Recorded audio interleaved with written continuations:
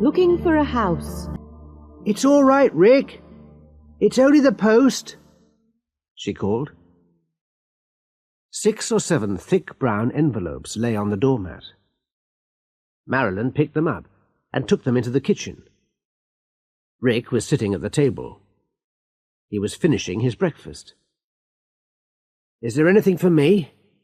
he asked. "They're all from estate agents," she said. "I hope there's something this time." She put 3 envelopes down in front of Rick and began to open the others herself. They had been looking for a house for 3 months. They were tired of the small flat, and they were tired of paying rent every week. They had been saving to buy their own house for nearly 2 years. They began looking through the letters from estate agents. Rick looked up. "Here's one," he said. "Listen.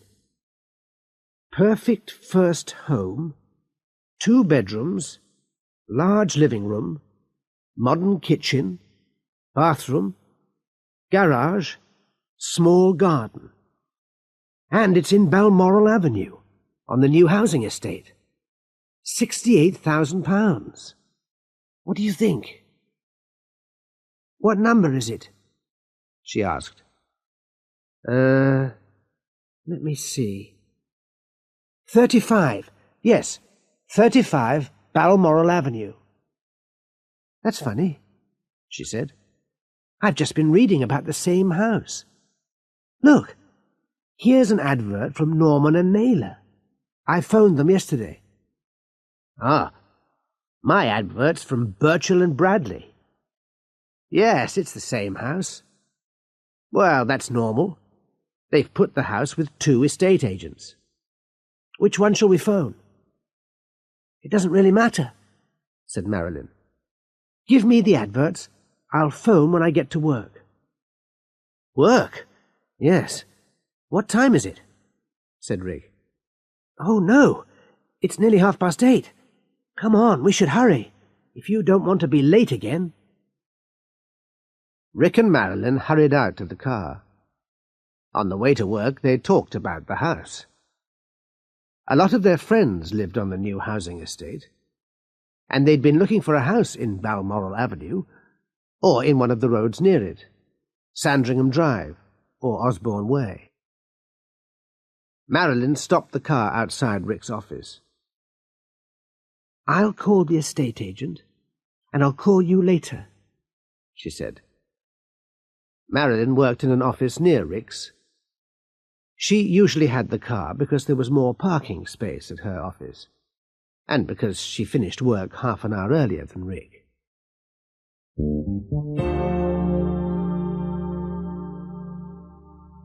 Burchell and Bradley, estate agents. 189 Turnberry Road, Sandbourne, Wessex. Telephone Sandbourne 01702 461 594. 35 Balmoral Avenue, High Trees Estate, Sandbourne. Detached house, built about 2 years ago. It has gas central heating, superb modern kitchen, and a nice garden. Ground floor, living room, 3.8 metres by 5.55 metres. 2 radiators, 6 electric points, TV point, fitted carpet. Nice view from window. Kitchen dining room, 4 metres by 3.42 metres. Modern cooker and fridge, washing machine point, 4 electric points, tiled floor and walls. Excellent fitted units. Radiator. Hall, 1.72 metres by 4.1 metres. Electric point, telephone point, fitted carpet. Large storage cupboard under the stairs. Radiator. Garage. 1 electric point, window. First floor, bedroom 1, 3.51 metres by 3.76 metres. Radiator, 2 electric points, fitted carpet, fitted wardrobe. Bedroom 2, 3.19 metres by 3.27 metres, radiator, 2 electric points, fitted carpet. Bathroom, 2.5 metres by 2.75 metres. Modern bath, sink, shower, small radiator. Toilet. 35 Balmoral Avenue is in the middle of the High Trees estate, 3 miles from the town centre. The High Trees shopping centre is a short distance away, and so is the High Trees First School. Price, £68,000.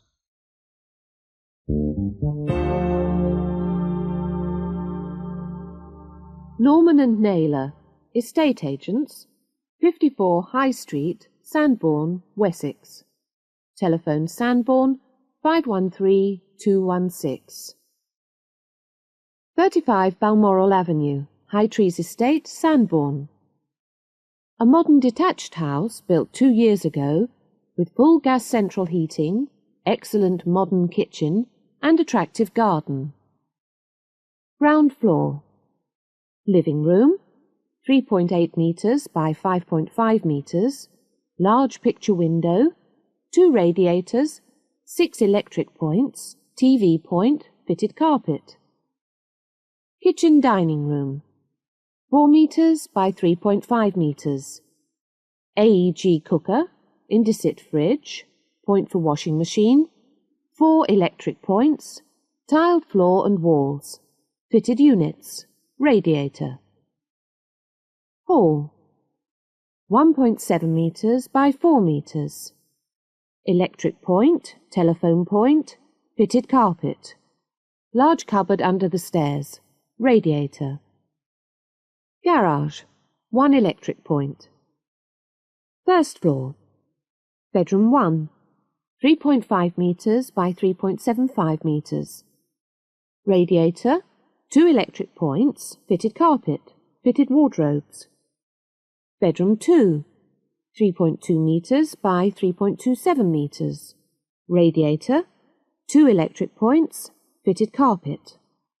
Bathroom, 2.5 metres by 2.75 metres. Modern bath, sink, separate shower, small radiator. Point for electric shaver. Toilet, with modern WC. The house is in the very popular High Trees estate, about 3 miles from the town centre, with an excellent bus service. It is about half a mile from the nearest shops at the High Trees shopping centre, and 3/4 of a mile from High Trees First School. £68,000.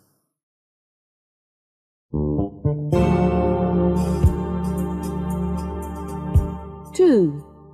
Appointment to view.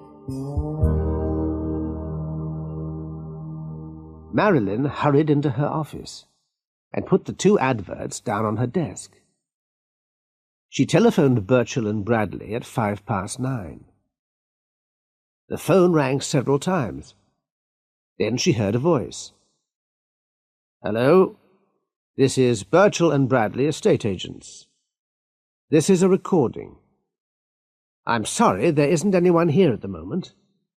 The office is open from 9:30 until 5:30. If you would like to leave a message, we'll call you back." Marilyn put the phone down. She didn't like telephone answering machines. It was easier to call the other estate agent. She looked at the advert again. There it was, Norman and Naylor, 513216. She called the number. "Good morning, Norman and Naylor. This is Mrs. Adams speaking." "Oh, good morning," said Marilyn. "I've been looking through your adverts. I'm interested in 35 Balmoral Avenue. I wonder if I could see it." "Oh, yes," said Mrs. Adams. "That's easy. The owners of 35 Balmoral Avenue are both out at work all day. They've given us a set of keys. I can take you round the house at any time. Today, if you like." "Could you show us at lunchtime?" asked Marilyn. "My husband and I both work too, but we're free from 12:30 until 1:45. "That's all right. I'll meet you outside the house at 1 o'clock. Will that be all right? That's okay, yes. We'll see you then. Do you know where Balmoral Avenue is? Said Mrs. Adams. Oh, yes. We've been looking for a house on the High Trees estate. Right. I'll be outside the house in a blue Ford Mondeo at 1 o'clock then. Thank you, said Marilyn. We'll be in a white Volkswagen. See you at 1. Marilyn felt very excited. They had seen a lot of houses in the last few weeks, but she felt really interested in this one. She phoned Rick at work and told him about the appointment. They agreed to meet outside Rick's office at 20 to 1.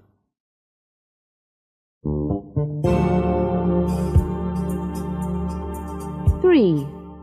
Their first house.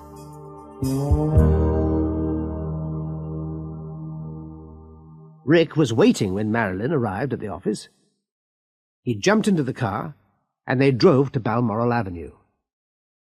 They parked behind the blue Ford Mondeo.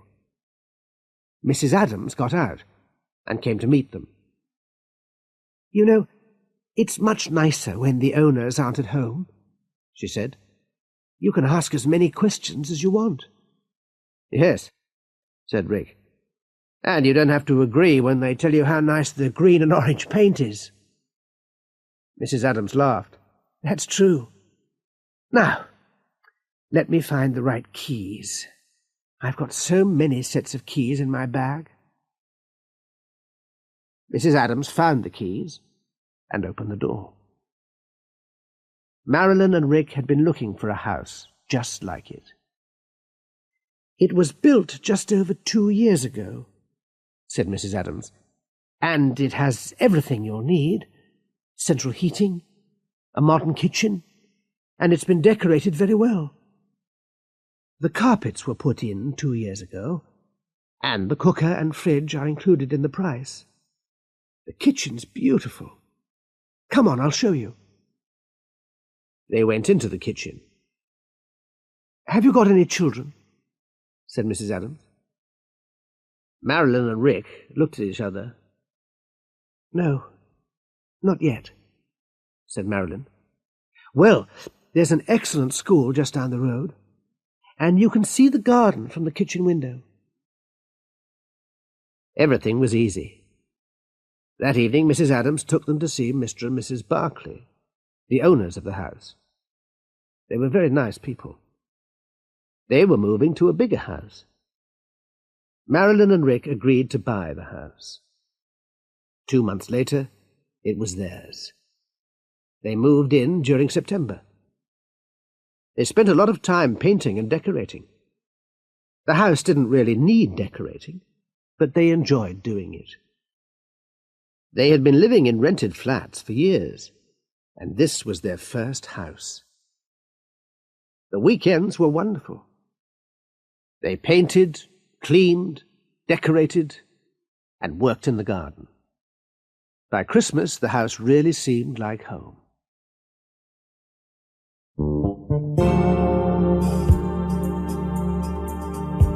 Four. A ghost in the house?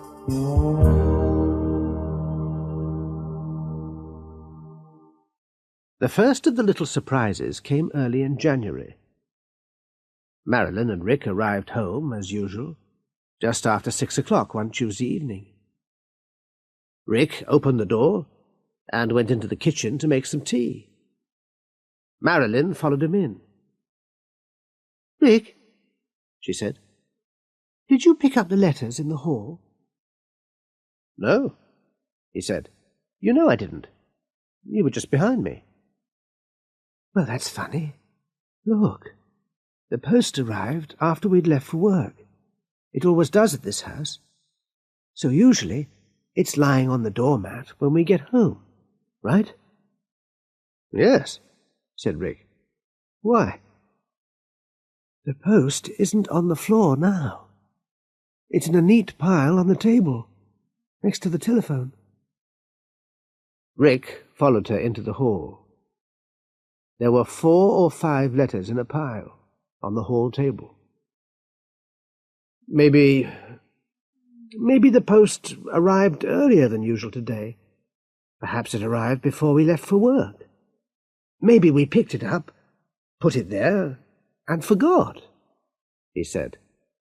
No, I'm sure not, said Marilyn. You see, I was waiting for this letter. It's from Wendy. I was thinking about it on the way home. The next surprise was 2 weeks later. They had been out to dinner with friends on Wednesday evening, and they hadn't woken up when the alarm clock rang. Rick woke up at 20 to 9. They both got dressed quickly and left home without breakfast. They didn't make the bed, and they left their nightclothes on the floor. They were usually very tidy people, but there wasn't enough time. When they got home, Rick went upstairs first.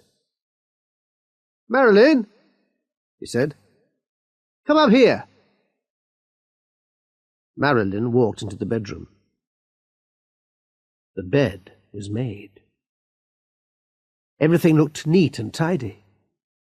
She pulled back the bed covers. Rick's pyjamas and her nightdress were folded neatly on the pillows. "I'm sure we didn't make the bed," she said. "Did you come home at lunchtime?" asked Rick. "No, of course not. I never do. There isn't enough time." "Well, you had the car," he said. "No, I worked through the lunch hour today. We were busy," she said. "Rick, is this a joke? Did you—" "I didn't come home either," he said. "Then we forgot," said Marilyn. "We made the bed and forgot we'd done it. We drank a lot last night. I mean, we forgot those letters a couple of weeks ago." There were a few more surprises in the next few weeks. Once they found the letters on the hall table again. Another time the bathroom light was on. Rick was annoyed. He always worried about the electricity bill. "Did you leave the bathroom light on?" he said angrily. "No," said Marilyn. "Anyway, you were in the bathroom after me this morning." "Rick, you're beginning to forget everything." Another time they were late for work, and they left their coffee cups on the table. When they got home, the coffee cups had been washed up and were standing on the table. Rick laughed. "Maybe there's a ghost in the house," he said. "A very tidy ghost." "Don't be silly," she said. "It's a new house, not an old castle. There's no ghost." Suddenly, there was a flash of lightning and the noise of thunder. It started raining. She looked out of the window. "Rick," she said, "there isn't a ghost, is there?" They both laughed then. They didn't laugh at the next surprise. They had been out to dinner, and they got home late. They were both tired. They went into the living room. "I'll make some tea, Rick," said Marilyn. "You look in the newspaper and see what's on television." She went into the kitchen. "Marilyn," called Rick, "where's the newspaper? I can't find it." She came back into the living room. "It was on the coffee table. I put it there this morning." "It isn't here now," said Rick. They looked everywhere for the newspaper, but they couldn't find it anywhere. "I'm tired of this," said Rick. "Let's have a drink." He went to the cupboard to get the bottle of whiskey they had brought back from holiday 2 years before. They didn't usually drink whiskey, and the bottle was nearly full. Rick opened the cupboard, and there was the newspaper. It was folded neatly, and it was lying next to the bottle. "Why did you put it in here?" he said. "I didn't. I was reading it before we left for work, and I put it on the coffee table," said Marilyn. "I haven't opened this cupboard for weeks," said Rick. "Anyway, neither of us would put the newspaper in here. What's happening?" Marilyn sat down. "Rick," she said, "you don't think there is a ghost here, do you?" "What? A tidy ghost? Never heard of a tidy ghost." "Why not?" Rick sat down too. "But it's a new house. Maybe someone died here. Maybe one of the Barclays' parents lived with them. Maybe they died here," said Marilyn. "Or maybe there were houses here before the High Trees estate was built." "I don't know," said Marilyn. "Maybe we should ask Mr. and Mrs. Barclay. We've got their new address." "We can't," said Rick. "It sounds so silly. Excuse me, Mr. Barclay. Did you leave a ghost here? Did you forget to take it with your furniture? I can't ask them." "Well," said Marilyn, "I'm going to the library tomorrow lunchtime. I'm going to discover what was here before this house was built."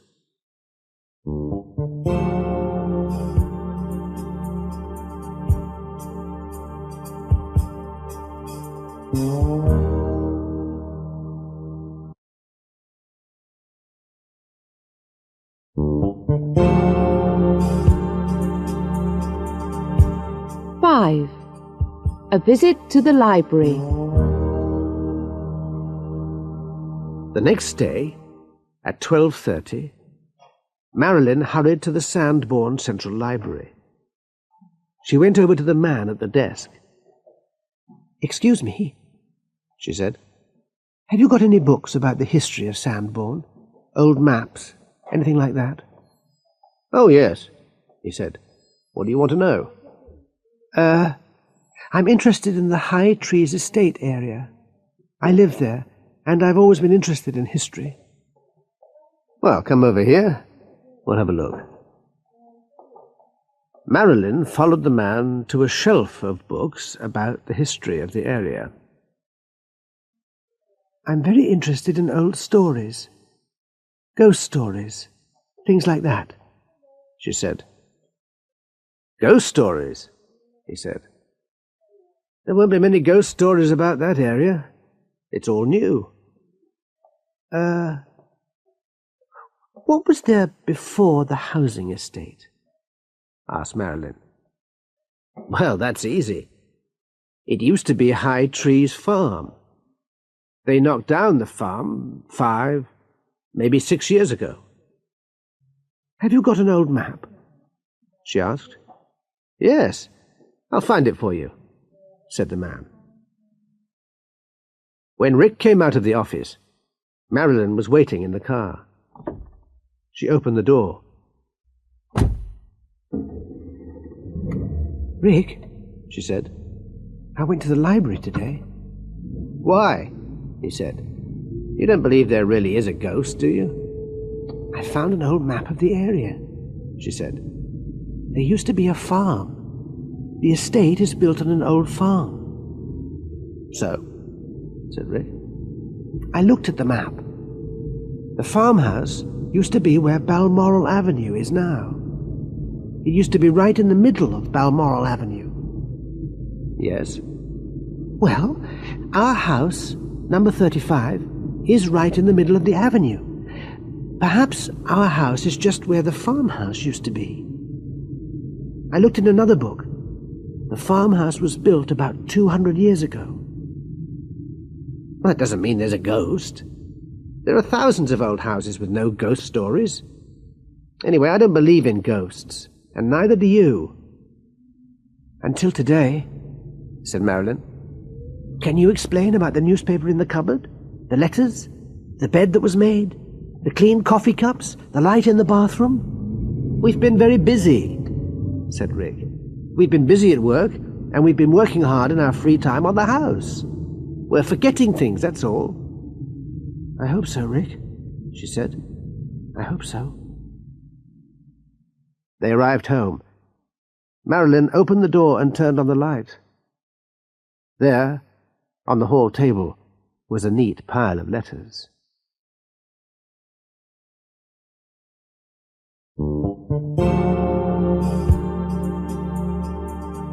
Six.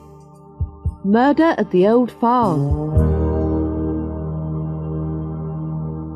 A week later, there was another surprise, and this time they had a row. It was the worst row since they had got married. They got home, as usual, at 6 o'clock. Rick went into the living room. "Marilyn," he said, "what's this?" The ashtray, which was usually on the shelf near the radio, was on the coffee table. A cigarette end was in the ashtray. "Who's been here?" said Rick. Marilyn picked up the ashtray. "Look, Rick," she said, "you told me that you had stopped smoking. You know that I don't like smoking." "It's not mine," he said. "I haven't had a cigarette for more than 2 years. Have you been home today?" "No, I haven't," she said, "but somebody has. I've never smoked, you know that." She picked up the cigarette end. There was red lipstick on it. She showed it to Rick. "A woman's been here," she said. "What's happening, Rick? Who is she?" "A woman ghost that smokes Marlboro cigarettes," he said. "It isn't funny, Rick," she said. She went to the door. "I'm going out for a walk. Don't come with me. I want to think." Marilyn walked along Balmoral Avenue. All the houses were the same. They had all been built 2 years before. She walked round the corner into Osborne Way. There was one older house at the end of Osborne Way. It had been there before the estate was built. An old man was working in the garden. "Good evening," said Marilyn. "Good evening," he replied. "It's a lovely evening, isn't it?" "Yes," she said. Have you lived here for a long time?" "Oh, yes, my dear," he said. "I've been living here for 30 years. "Do you remember the old farm? The one that used to be here before the estate was built?" "High Trees Farm? Of course I do. I used to work there." The old man walked over to her. "Who lived there?" said Marilyn. "Why are you interested in High Trees Farm?" he said. "You're from one of the new houses, aren't you?" Yes," said Marilyn. "I'm very interested in history, the history of this area." "Well, the farm belonged to old Giles Varley. He lived there by himself, since his wife died, that is. He was a strange man. Nobody liked him very much. I didn't. He used to be a very difficult boss, you see. Everything had to be in the right place. 'Don't put that on the shelf,' he used to say to me. 'Put it in the cupboard.' And the house, I've never seen a place as clean and tidy as that house. His wife had always been a very tidy woman, and he wanted to keep the house the same. Yes, poor old Varley." "What happened to him?" said Marilyn. "Don't you remember?" said the old man. "It was in all the newspapers 6 or 7 years ago." "We didn't live in Sandbourne then," said Marilyn. "It was sad," he said. "Very sad.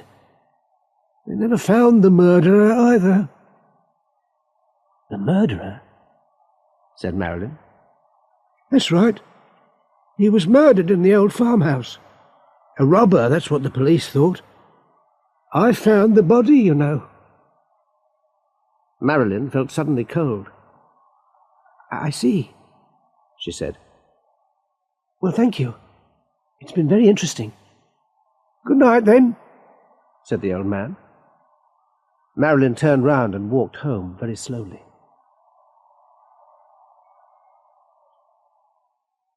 When she got home, Rick was in the garden. They had bought a small tree at the weekend, and Rick was putting it in the front garden. He called to her. "Marilyn, come here. Look at this." She walked over to him. There was a hole in the ground for the tree. There were a lot of old bricks in the hole. "So," he said, "there was a building here before they built this house. Do you think it was the old farmhouse?" Marilyn felt cold. "Rick," she said, "come inside. We'll have a cup of tea. I've got something to tell you."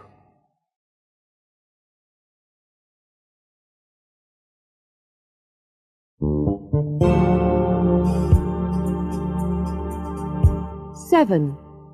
The ghost appears.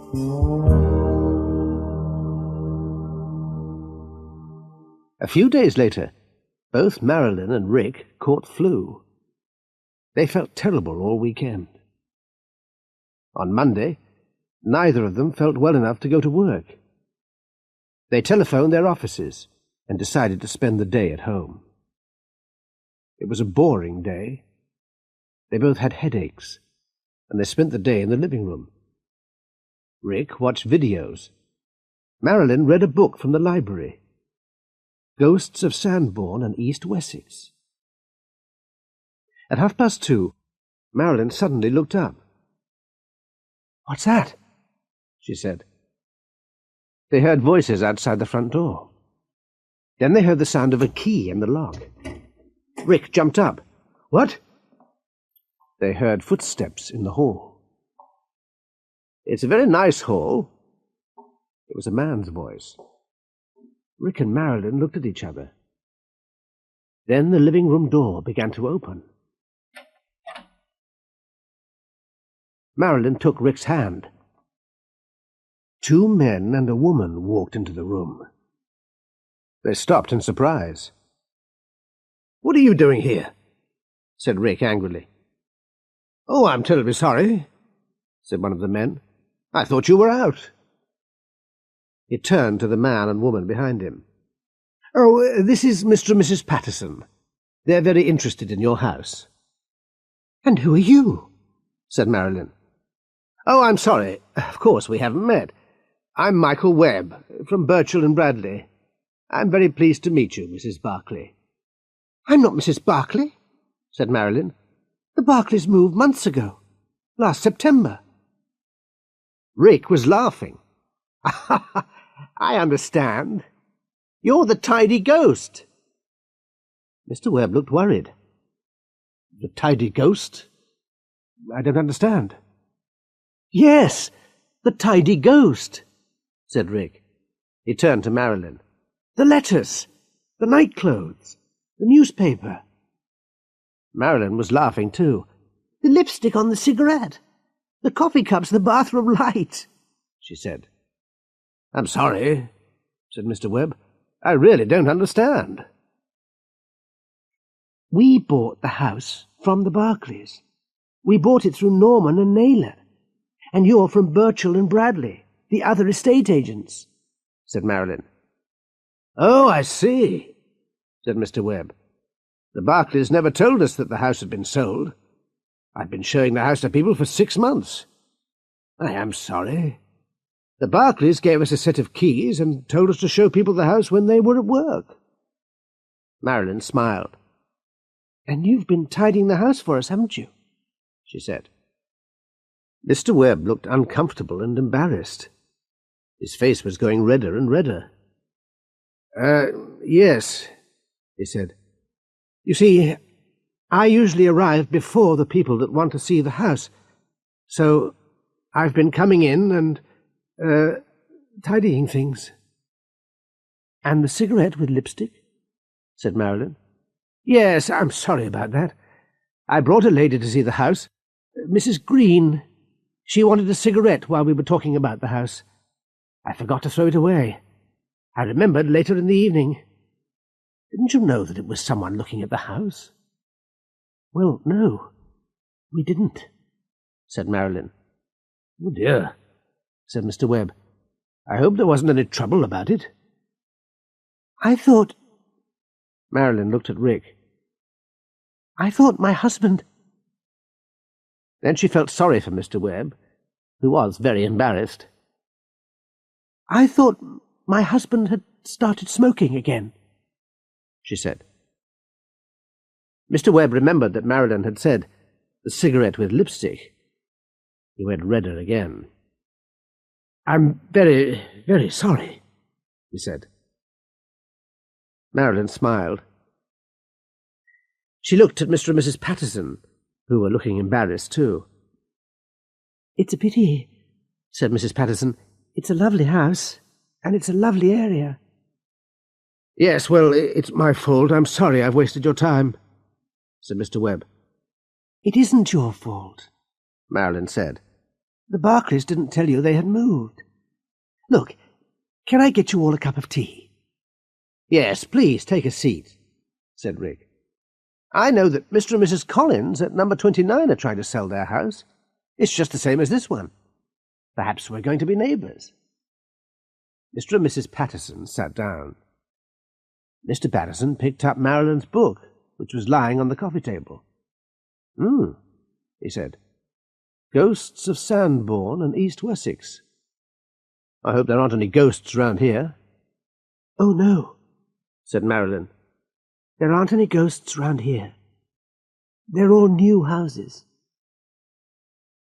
She went into the kitchen to make the tea. They had had a cup of tea and a sandwich an hour earlier, and she hadn't washed up. There, on the kitchen table, was the teapot, and a neat pile of plates and cups. She opened the teapot.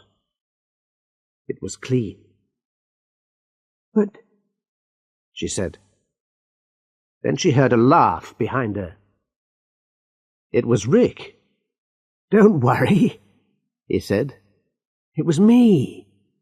I came out and washed up half an hour ago. Don't you remember?"